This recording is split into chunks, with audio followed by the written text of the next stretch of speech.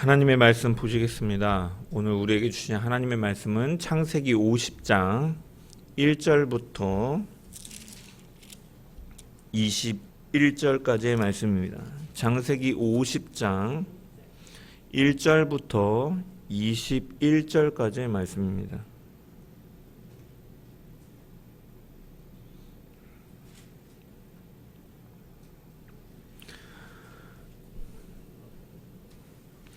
다 찾으신 줄 알고 제가 하나님의 말씀을 봉독합니다. 요셉이 그의 아버지 얼굴에 굽으려 울며 입맞추고 그 수종드는 의원에게 명하여 아버지의 몸을 향으로 처리하게 하매 의원이 이스라엘에게 그대로 하되 40일이 걸렸으니 향으로 처리하는 데는 이 날수가 걸림이며 애굽 사람들은 70일 동안 그를 위하여 곡하였더라.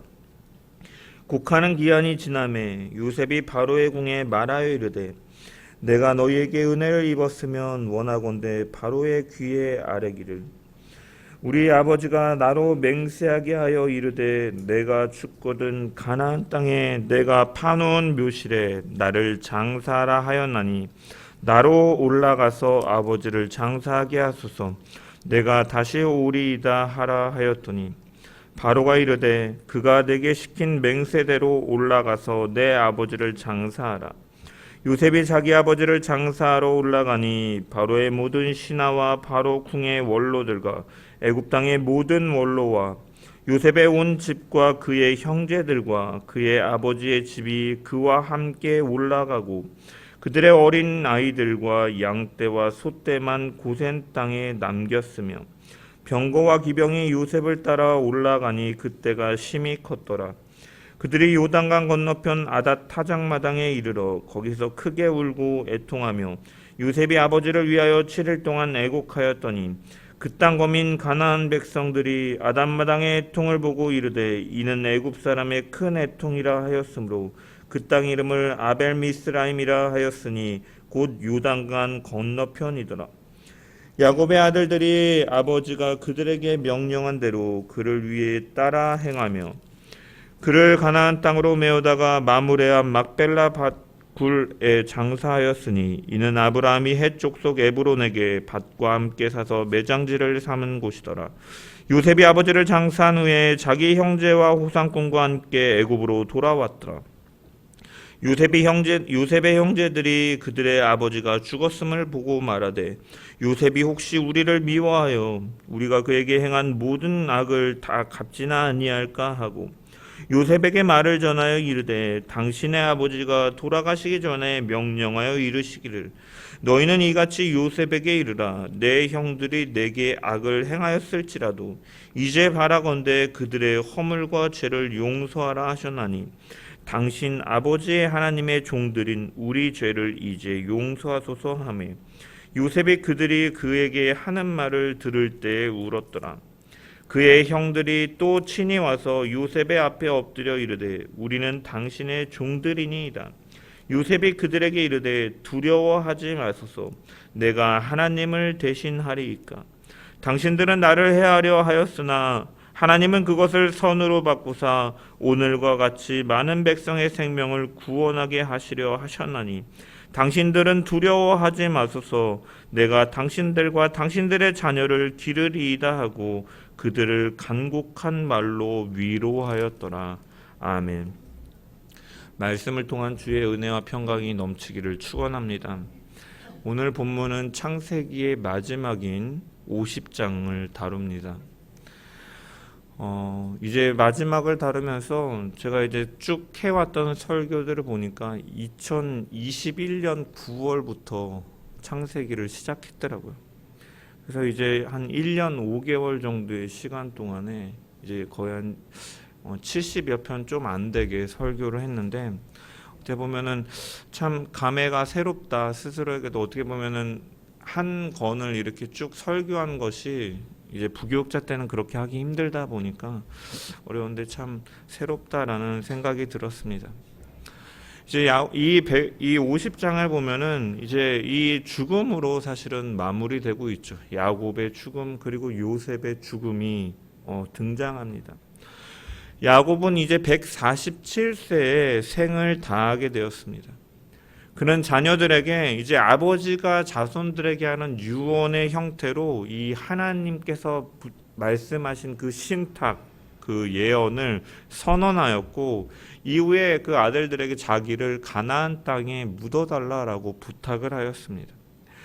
이것은 야곱이 죽는 순간까지 그의 자손들에게 너희가 있어야 할 곳은 지금은 기근 때문에 피해서 이곳에 있지만 너희들이 나아가야 될 곳은 바로 가나안이다. 그것이 바로 약속의 땅이다. 우리 선조 때부터 하나님께서 약속하신 땅이다라는 것을 분명하게 드러내고 그 신앙의 유산으로 가르쳐 주고 있는 것이죠.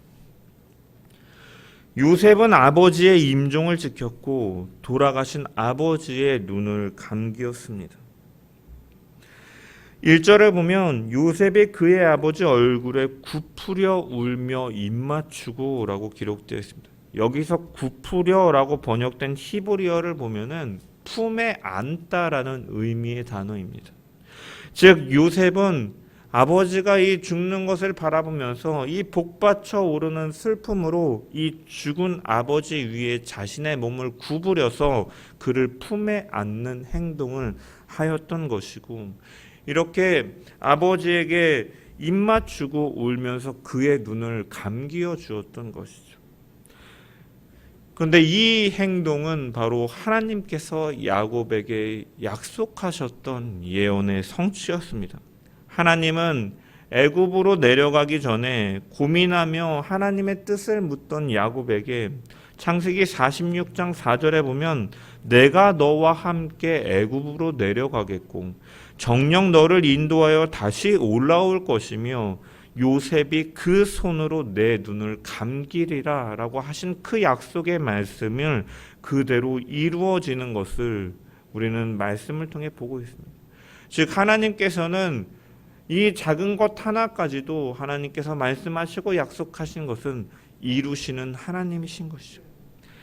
이 자리에는 요셉 말고도 다른 아들들도 있었습니다. 야곱이 그 유언을 하면서 그 르우벤부터 이 베냐민까지 이 하나님의 신탁을 선언하였기 때문입니다.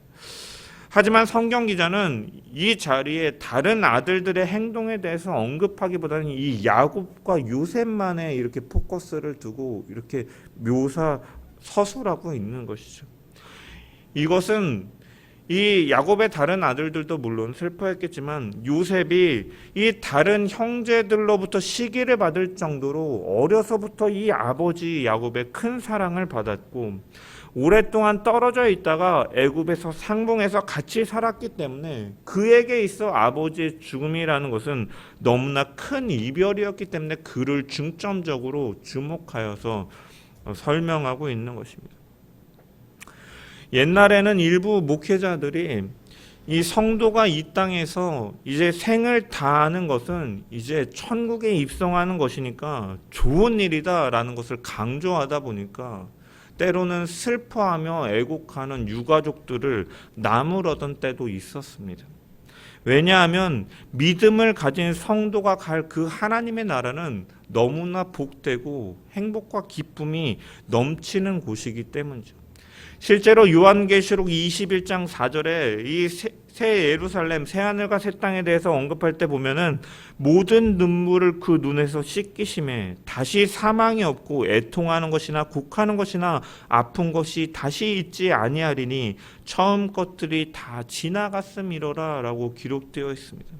그곳은 하나님께서 임재하시고 함께 하시는 복되신 곳이고 슬픔이 변하여 기쁨이 되고 참된 평강이 넘치는 곳이기 때문에 그곳은 좋은 것입니다.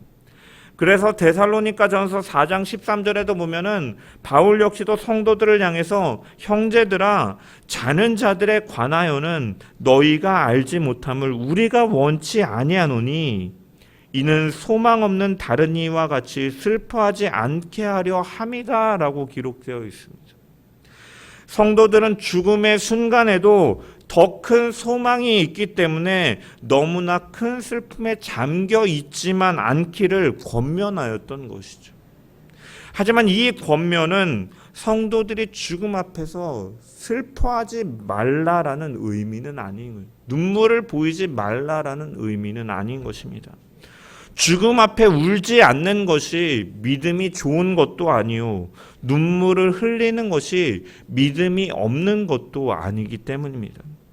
요셉 역시도 하나님의 비전을, 그 꿈을 꾸었고 그 꿈을 바라보았고 그 꿈 앞에 순종하는 신앙인이었지만 아버지의 죽음 앞에 눈물을 흘렸던 것입니다. 그런 믿음이 있었고 그 역시도 죽을 때 자신의 유고를 애굽에 두지 말고 너희가 나아갈 것을 미리 보고서 그때 꼭 나의 유골도 가지고 가라라고 말하는 믿음의 신앙인이었지만 아버지의 죽음 앞에서는 눈물을 흘리고 있다는 것이죠. 성도는 하나님 나라에서 다시 만날 것이 분명한 사실이지만 이 땅에서 함께 동고동락하며 기쁨과 슬픔을 같이 했던 그 시간들을 뒤로하고 잠시 이별한다라는 것은 분명히 슬픈 일이기 때문에 울 수 있다라는 것입니다. 슬퍼하는 게 당연하다라는 거예요. 뭐 요즘에야 조금은 덜하지만 군입대를, 이 부모님들이 자녀들을 군에 보내고 나면 그렇게 많이 울었다라고 해요. 입대시킬 때 이제 눈에 안 보이면 한 번 울고, 또 언제 우느냐, 입대하고 나서 며칠 지나지 않아서 그 입고 갔던 옷들이 이제 소포로 이렇게 포장되어서 오면은 그 옷을 받아들이고 그렇게 많이 울었다고 합니다. 자식들도 이제 부대 내에서 잠을 청할 때 이제 뭐 부모님이나 뭐 애인이나 친구를 생각하며 눈물을 삼키기도 하는 것이죠.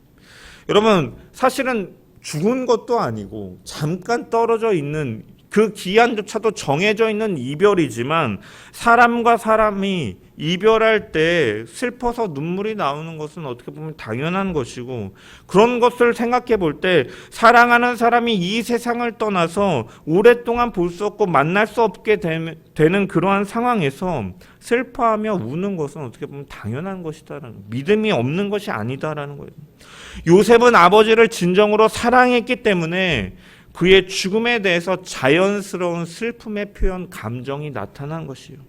그래서 그의 안타까운 마음은 자연스럽게 아버지를 품에 안고 눈물을 흘리며 입 맞추며 예를 표하면서 보내었던 것입니다.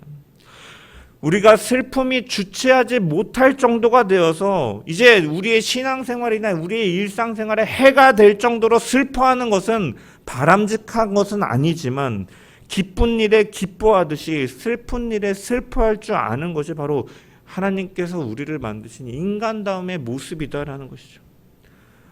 우리는 신앙생활을 때로는 잘못 이해해서 로봇과 같이 몸이 건조한 그 메마르게 사는 것이 믿음이 좋은 것으로 오해할 때가 있습니다. 지금 이 장래와 같은 경우에도 그렇고, 범사에 감사라는 이 말씀과 이 명령만을 가지고 때로는 환경 가운데서 아파하고 고통하고 신음하는 것을 믿음 없는 것으로 여기기도 합니다. 하지만 하나님께서는 인간을 창조하실 때 지정의를 가진 존재로 창조하셨죠. 지식을 가진 존재, 감정을 가진 존재, 의지를 가진 존재로 창조하셨다라는 거죠. 우리가 물론 합력하여 선을 이루시는 하나님, 우리보다 나 자신을 더 잘 알고 계시는 하나님을 신뢰하면서 지금 이 때로는 힘든 순간이 그럼에도 불구하고 나를 선으로 이끌어 가시는 하나님의 그 섭니다라는 그 고백의 자리로 궁극적으로 나아가야 되는 것은 맞지만, 그 과정 속에서 때로는 힘들 때 신음하고 하나님께 부르짖고 애통하며 그 울며 나아가는 그러한 모습 역시도 그 은혜의 자리로 나아가게끔 만드는 과정임을 우리는 또한 기억해야 된다는 거예요. 그래서 우리가 함부로 누가 이렇게 힘들어하고 슬퍼할 때 믿음이 없어서 그래, 뭘 안 해서 그래, 이렇게 판단하는 자리에 있는 거 아니에요. 그건 역시도 하나님의 그 은혜의 과정 가운데 있음을 기억하며 그냥 즐거워하는 자들과 함께 즐거워하고 우는 자들과 함께 우는 것이 바로 우리가 그리스도인으로서 살아가는 자의 모습이다라는 거죠. 다윗이 하나님의 법궤가 이 성으로 돌아올 때 그는 자신의 왕의 이 권한과 채통과 이런 지위를 다 내려놓은 채 하나님 앞에 그 기쁨의 감정을 드러내면서 찬양했던 것을 기억하면서 감정을 숨기는 것이 믿음이 좋은 것이 아니라 그리스도 안에서 그 전인격적인 이 지정의가 다 그리스도 안에서 자유함과 풍성함을 누리는 가운데 하나님께 찬양과 영광을 돌리는, 또한 하나님께로 때로는 울며 나아가는 그러한 모습의 성도들 되기를 주님의 이름으로 간절히 축원합니다. 그것이 바로 진정한 그리스도 안에서의 자유함을 누리는 것이죠. 요셉은 아버지의 유언대로 그를 가나안 땅에 장사하였습니다. 야곱의 몸은 이 성경에 기록되어 있는 것처럼 이 40일 동안 염을 하였습니다. 향을 채웠다라는 염을 하였다라는 거죠. 여러분, 이 40일 동안 염을 하는 것은 사실은 이집트의 그 관습입니다. 유대인들은, 이스라엘 사람들은 염을 하지 않는다고 해요. 하지만 이집트 사람들은 어떠한 생각이 있습니까? 죽음 이후에 그 다시금 어느 정도 이 시간을 보내고 나면 이 육체를 가지고 부활한다라는 생각이 있었잖아요. 그래서 이것을 썩지 않게 하기 위해서 내장과 이런 것들을 다 분리하고 염을 해서 미이라로 만드는 일을 왜 가졌습니까? 부활한다라는 그들의 신앙 속에서 이런 일들을 했거든요. 그래서 이집트 사람들은 이 죽은 이후에 망자의 삶을 돕는다라는 의미 속에서 종교적인 개념으로 염을 하였던 것입니다. 이처럼 이 염이라는 것은 이집트에서 종교적인 행사였다라는 거죠. 그렇다면 요셉이 지금 이 아버지 야곱을 이 염하는 것은 이방인들의 풍습에 따라서 그를 장사한 것인가? 우리는 그렇게 볼 수가 없습니다. 왜냐? 애굽 사람들이 믿는 신과 요셉이 따르는 신은 분명히 다르기 때문이죠. 그래서 2절의 말씀을 보면 요셉이 이제 이 염을 하도록 명하는데 누구에게 명하냐면 그 수종드는 의원에게 명하여 아버지의 몸을 향으로 처리하게 하며 의원이 이스라엘에게 그대로 하였다라고 기록되어 있습니다. 요셉이 아버지 그 야곱을 염하도록 명령한 사람이 수종드는 의원이다라고 밝히고 있죠. 이 의원이라고 번역된 히브리어를 보면 하로페임이에요. 하로페임. 이 하로페임의 어근이 여러분들이 잘 아시는 라파예요. 라파. 여호와 라파. 무슨 말입니까? 치료의 하나님이죠. 이 라파라는 것은 치료하다, 건강하게 하다, 치료자, 의사라는 의미가 있습니다. 즉 아들은 이 아들 요셉은 이 아버지에 대한 이 염을 누구에게 맡겼냐면 자신의 그 건강을 관리해주고 치료해주는 의원들에게 맡겼다라는 것이에요. 여러분, 보통 애굽 사람들이 염을 할 때는 종교적인 그 생각을 가지고 이 염을 하는 것은 보통 제사장들이 하는 일이었어요. 하지만 요셉은 이것을 제사장들에게 맡기는 것이 아니라 의원들에게 맡김을 통해서 애굽 사람들이 원래 하던 그러한 개념과는 다른 의미로 했음을 우리는 유추해 볼 수가 있는 것이죠. 그 종교적인 의미와 거리를 둔 상태로 의원들에게 맡기고 있는 것입니다. 그렇다면 요셉은 왜 이렇게 염을 했는가? 신앙인이기 때문에 한 것이죠. 아버지 야곱이 부탁하였던 그 유언을 지키고 그것을 행하기 위해서 그는 염을 한 것입니다. 단순히 신앙의 트러블을 일으키지 않기 위해서 관습을 따라서 애굽 사람의 방식대로 한 것이 아니라 야곱의 유언대로 그의 시신을 가나안 땅으로 옮기기 위해서 한 것이에요. 현재 있는 이 애굽 땅에서, 이 고센 땅에서 헤브론 막벨라 굴까지는 최소한 일주일 이상이 걸리는 거리입니다. 거기다 수많은 큰 떼가 함께 이동을 하고 하였으니 얼마나 많이 걸리겠습니까? 거기다가 애굽 사람들은 국장으로 치르기 때문에 거기 염하는 시간 40일에 30일을 더하여 70일 동안 애곡하는 시간을 가졌으니 그대로 두었다가는 시신이 부패하고 옮기는데 많은 애로사항이 있기 때문에 요셉은 이것을 위해서 이 야곱의 시신을 염을 한 것이죠.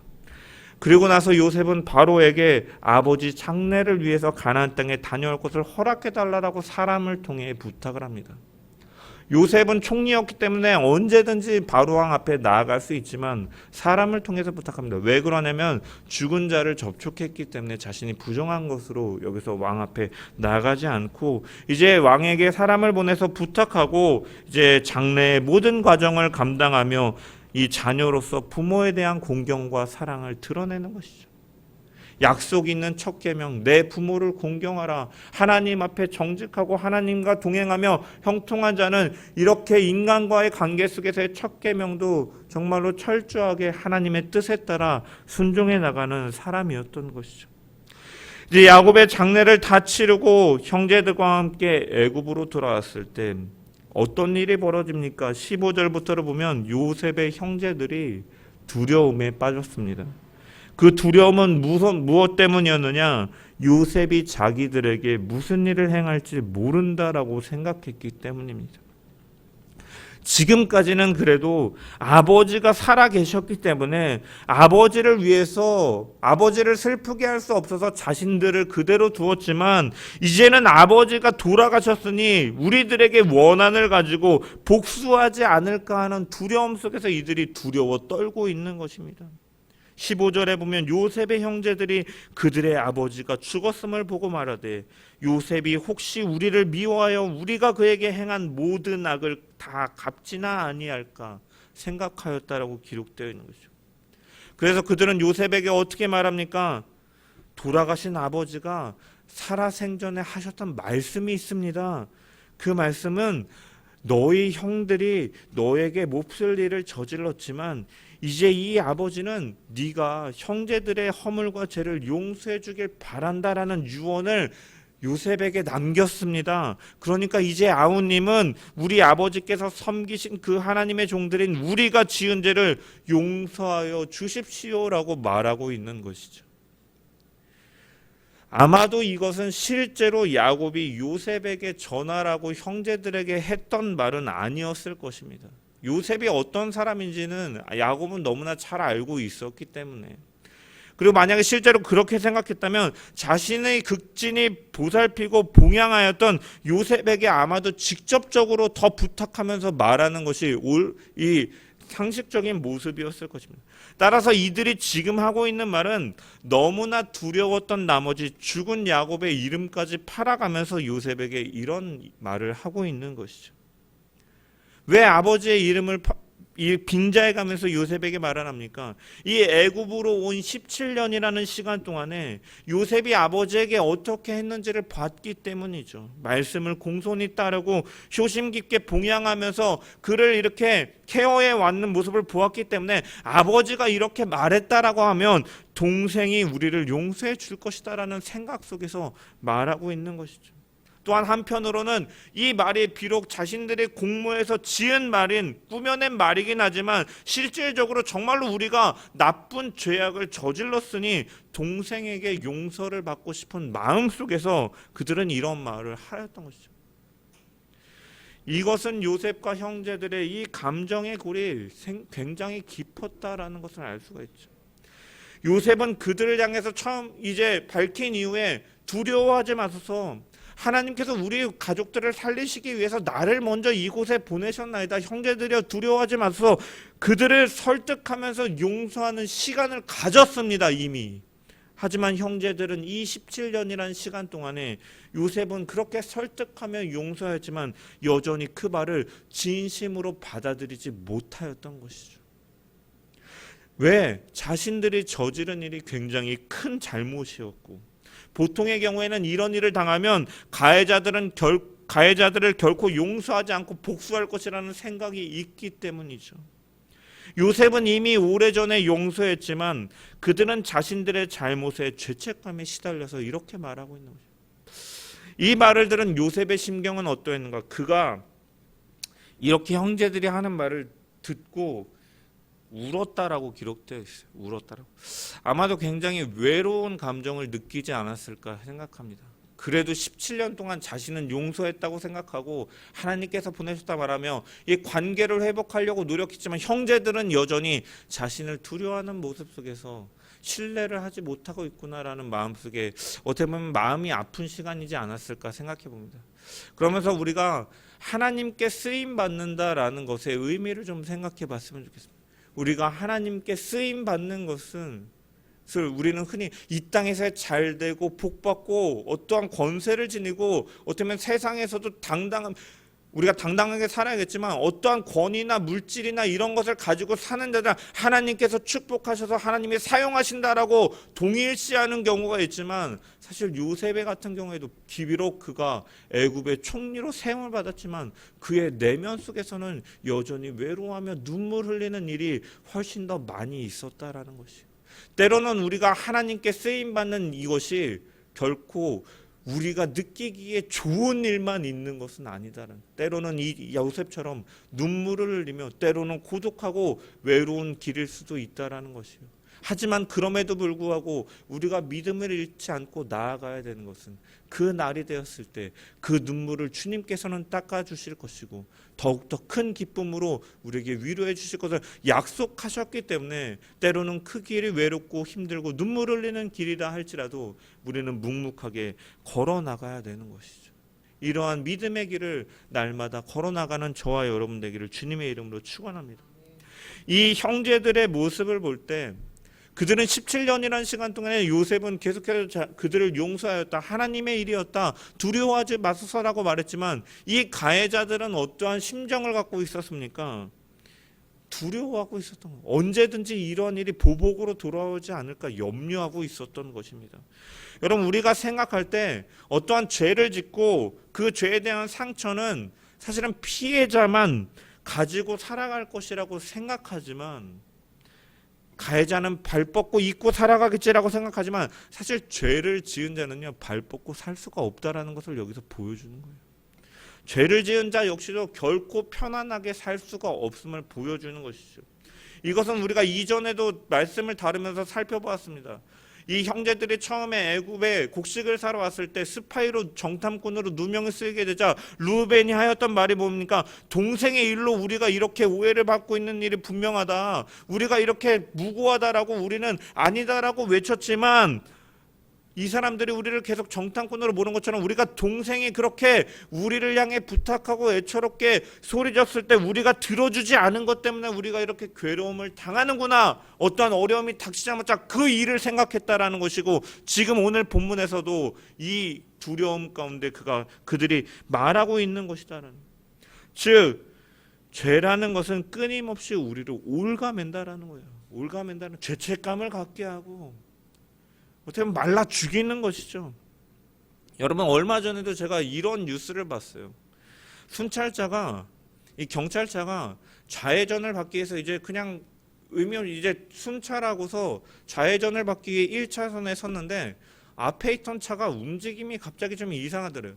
그 좌회전해야 되는 곳인데 갑자기 불법 유턴을 하면서 가더라는 것입니다. 그래서 이 느낌이 이상해가지고 이 경찰차가 쫓아가기 시작했대요. 그러니까 이 차가 더 빨리 달리기 시작하는, 그러면서 골목길에서 이 경찰차를 떨쳐내기 위해서 막 사고를 부딪혔는데도 무시하고 막 가고 막 위험하게 주행을 해가지고 경찰차가 이제 동료 경찰들에게 이제 무전으로 요청을 해가지고 결국 이 사람을 잡았는데, 알고 보니까 이 사람이 이제 공소시효가 얼마 남지 않은 지명 수배자였다는 거예요. 경찰은 단순히 신호를 받기 위해서 그 차 뒤에 서 있었을 뿐이지만 이 사람은 자신이 지명수배자라는 그 불안감과 두려움 속에서 결국 스스로를 올가매고 잘못된 행동을 더욱 저지르고 말았던 것이죠. 여러분, 이처럼 죄라는 것은 무서운 것이고 깊은 상처를 남기는 것이라는 거예요. 선악과를 따먹은 범죄가 한 대 내려와서 가인은 아벨을 죽이는 형제 살인으로 벌어졌고, 그 가인의 족보에서 라멕은 자기에게 조그만한 상처를 입은 어린아이를 죽인 것을 자랑하는 것처럼 죄라는 것은 점점 더 우리를 올가매고 우리를 끊임없이 괴롭히며 우리를 붙들고 간다라는 것이에요. 여러분, 그렇기 때문에 우리는 죄를 용서하시는 하나님 그리스도가 계시고, 우리가 죄에 대한 고백을 할 때, 회개할 때 하나님께서는 용서해 주신다라고 말씀하시지만, 그렇기 때문에 우리는 죄를 지어도 아무렇지 않은 것이 아니라 그렇기 때문에 더욱더 죄를 경계하고 죄를 짓지 않기 위해서 부단히 노력해야 된다는 것. 이것이 하나님께서 기뻐하시는 일이기도 하고 또한 우리 스스로에게도 분명한 유익이 되기 때문에 우리는 죄에 대해서 부단히 싸워야 된다는 것입니다. 죄의 삭은 사망이다라는 것은 죄로 인하여 죽음이 정해진 것이고 영원한 형벌을 받는다라는 의미도 있지만, 죄라는 것은 그것 그대로 사람을 죽이는 일을 또 갖는 것처럼 우리는 그렇기 때문에 늘 이 죄에 대해서 경계하고 부단하게 끊임없이 싸워야 된다라는 것입니다. 하지만 한편으로 또한 생각해 볼 때 우리는 인생을 살면서 한순간도 실수 없이 살아가기는 어려운 존재다라는 것을 깨닫습니다. 우리는 여전히 죄의 본성을 가진 존재들이기 때문이죠. 신부는 변화되었지만 여전히 죄의 본성을 가진 이 몸을 입고 있기 때문에 우리는 죄로 인하여 넘어지고 쓰러지기도 하다라는 거예요. 그러면 우리는 절망과 상처 가운데 살아가야 되는가? 어떻게 살아가야 되는가? 우리는 두려워하고 있는 형제들을 향해서 요셉이 한 말을 통하여서 우리는 어떠한 신앙의 자세로 살아가야 되는지를 또한 발견할 수가 있습니다. 19절의 말씀을 보면은 요셉이 그들에게 이르되 두려워하지 마소서 내가 하나님을 대신하리이까. 여러분, 요셉 또한 사람입니다. 그가 어릴 적에 10명이나 되는 형제들이 자기를 시기하고 미워하며 죽이려고 했고 함께 모의해서 구덩이에 던져넣고 노예 상인에 팔아넘겨서 애굽으로 팔려온 그 일은 잊을래야 잊을 수 없는 생생한 기억이었을 것입니다. 그 때문에 그 구덩이 가운데서 울며 부르짖으며 두려워했던 마음, 이 보디발의 집에서 누명과 억울한 옥살이를 하였던 그러한 기억들은 결코 잊을 수 없는 기억이었을 것입니다. 따라서 애굽에서 총리로서 이 막강한 권세를 지니고 있는 자신은 마음만 먹으면 얼마든지 이 형제들을 괴롭힐 수도 있고 복수할 수도 있고 혼낼 수도 있고 죽일 수도 있는 권세를 가졌던 것이죠. 하지만 요셉은 뭐라고 말합니까? 내가 하나님을 대신하리이까. 그렇게 대답하고 있는 거예요. 그리고 그렇게 말하는 이유는 무엇입니까? 그 근거는 20절의 자신의 체험적인 고백 때문이죠. 당신들은 나를 해하려 하였으나 하나님은 그것을 선으로 바꾸사 오늘과 같이 많은 백성의 생명을 구원하게 하시려 하셨다. 이 말 속에는 어떠한 의미가 있습니까? 모든 인간의 행사는 다 하나님의 손 안에 있으며 하나님의 역사의 주인이 되신다라는 그 고백이 그에게 담겨 있는 것이죠. 인간이 행하는 그 어떤 일도 하나님께서는 그 자신의 일에 사용하시며 자신의 뜻을 이루실 수 있다라는 것이고, 또한 이 말 속에는 하나님께서 하시는 일은 인간의 사고를 훨씬 뛰어넘을 때도 있고 우리의 생각과 다를 수도 있지만 항상 선하시고 언제나 우리의 구원을 위해 일하시는 하나님의 섭리가 있다라는 그러한 믿음이 이 고백 속에 담겨 있다라는 것이죠. 하나님께서 이렇게 하셨습니다. 내가 어떻게 하나님을 대신하리까? 하나님이 이렇게 하셨는데 내가 어떻게 당신들을 원망할 수 있겠습니까? 라고 하고 있는 것이죠. 하나님은 구원을 위해 이 일을 이루신다라는 믿음의 고백이 요셉 가운데 나타나고 있는 것이죠. 하나님만을 심판자의 자리에 두고 판단자이며 치리자의 자리에 두면서 겸손하며 순종하는 자세가 나타나고 있다는 거예요. 그래서 내가 하나님을 대신하리까라고 요셉은 말하고 있는 것이죠. 요셉의 형들은 요셉에게 우리 죄를 용서해 달라라고 말을 합니다. 하지만 요셉의 대답 속에는 용서라는 말이 언급되어 있지 않아요. 이미 용서했지만 용서라는 말에 대해서 언급하지 않고 하나님을 대신하리까라고 말하고, 그것은 궁극적으로 죄를 용서하시고 사하시는 분은 하나님 있다라는 것이고, 이 모든 일 역시도 하나님의 구원을 이루시기 위해 이런 일을 행하셨다라는 믿음의 고백이 담겨 있다라는 거예요. 그 하나님의 선하시고 놀라운 그 큰일 앞에서 사람이 무슨 말을 할 수 있겠냐라는 믿음의 고백이기도 하는 것이죠. 이처럼 하나님께서 하시는 일은 인간의 사고를 훨씬 뛰어넘지만 항상 선하시고 우리의 구원을 위해 일하고 계시다라는 그런 확고한 의식이 요셉 가운데 있었다라는 것이에요. 하나님은 모든 일에 의로우신 판단자시며 치리자시며 우리를 구원으로 이끌어 가시는 분이시다라는 그런 확고한 믿음이 있다라는 거예요. 그렇기 때문에 그는 형제를 더 이상 미워하지 않고 복수하지 않고 용서하는 마음으로 나아갔던 것입니다. 마찬가지로 우리는 스스로 완벽한 존재이기 때문에 죄사함을 받고 용서받는 것이 아닙니다.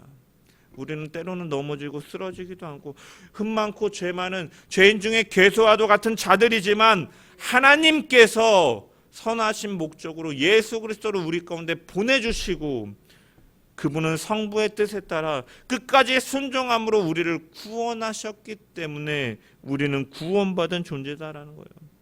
이런 죄사함, 이 죄를 범했을 때 때로는 넘어졌어요. 그렇기 때문에 우리는 이러한 것들로 인해서 절망하고 낙심하고 죄책감에 눌리고 어떻게 보면은 그렇게 살아가는 것이 아니라 그러한 약함을 보면서 또한 우리는 하나님의 은혜와 사랑 앞에 겸손함으로 이런 나를 사랑하여 주시는 하나님의 사랑에 더욱더 감사함으로 나아가야 되고, 사람 사이의 관계 속에서도 우리가 해야 될, 우리 역시도 이렇게 용서받은 존재인데 우리가 내가 하나님을 대신하니까 남을 심판하고 정죄하는 것이 아니라 용서하는 것이 그리스도인의 열매로서 나타나가는 것이죠. 이 내가 하나님을 대신하리까라는 고백 속에는 결국 나 역시도 그러한 존재, 허물 많고 죄 많은 존재지만 하나님께서 우리의 구원을 이루기 위해서 일하시고 우리는 그 은혜 속에서 용서받는다라는 고백이 그 가운데 담겨 있는 줄 믿습니다. 여러분, 이란의 수도 테헤란에 아름다운 왕궁이 하나 있다 그래요. 그 궁전을 보면요, 그 기둥과 벽에 반짝거리는 빛이 가득하고 오색 찬란한 그 무지개 같은 그런 알록달록하고 빛나는 빛이 비춤을 통해서 굉장히 아름답게 보인다라고 합니다. 그런데 이 왕궁에는 한 가지 에피소드가 있는데 무엇이냐면, 원래 이 왕궁을 짓기 위해서 이 건축을 할 때 그 계획은 이 벽에 커다란 판유리를 이렇게 통유리로 이렇게 사용하려고 했다라 그래요. 그런데 유리를 운반하던 중에 실수로 깨버리게 되었고, 이 깨어버린 것을 보면서 안타까워서 버리려고 했지만 그 중에 한 건축자가 우리 이것을 버리지 말고 깨어진 유리를 이용해보자 하면서 그것을 모자이크로 만들어가지고 벽과 기둥의 붙임을 통해서 이 휘황찬란한 색을 발하는 아름다운 궁전이 되었다라고 합니다. 마찬가지로 우리는 죄로 인하여서 모든 것이 깨어져 버린 존재들이다라는 것이죠. 하나님의 형상과 모양대로 창조되었지만 죄로 인하여 타락하고 불순종하고 변질되어 버리고 많은 연약한 존재임을 우리는 창세기를 통해서 끊임없이 살펴보았고, 그것이 바로 우리의 모습임을 바라보았습니다. 하지만 그런 우리를 하나님은 내다 버리지 않으셨다라는 것이죠. 그래서 예수님을 보내주신 것입니다.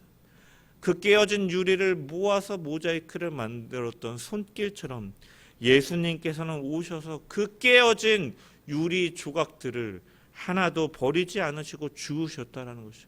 그 유리를 줍다가 손과 발에는 그 유리 조각으로 인해 피가 흘렀지만, 머리에는 가시 면류관을 쓰시고 손과 발에는 못이 받으시고 채찍에 맞으시고 창에 찔리시는 이러한 피가 흘렸지만, 그는 그 유리들을 모아서 아름다운 구원의 모자이크를 만드신 것입니다.